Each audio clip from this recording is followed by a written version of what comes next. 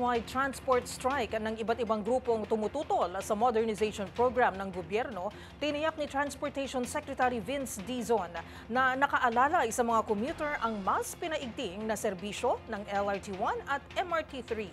Ang mga detalye tinutukan ni Edniel Parosa.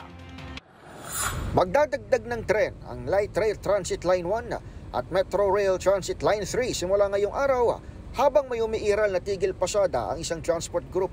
Yan ang inanunsyo ni Transportation Secretary Vince Dizon ngayong Lunes kasabay ng pag-arangkada ng 3 araw na strike ng Manibela. Sa pulong balitaan sa MMDA headquarters sa lungsod ng Pasig, sinabi ni Dizon na magtatagdag ng tig-isang tren ng LRT1 mula Quezon City hanggang Parañaque, gayon din ang MRT3 na bumabagtas sa EDSA. Bukod pa ito, sa pinalawig na operasyon ng MRT3 na in-extend ng 1 oras bago ito tuluyang magsara pasado alas 10 gabi-gabi. At sa mga susunod na araw, titignan natin kung anong epekto. Nagsabi na rin ako kay Undersecretary Steve Pastor na magdagdag na rin ang mga buses sa ating sa busway carousel. So, talagang ginagawa natin lahat hindi ma-abere ang mga kababayan natin. Sa bahagi naman ng MMDA, sinabi ni Chairman Romando Artes na wala pa silang nakikitang disruption sa trapiko ngayong Monday rush hour.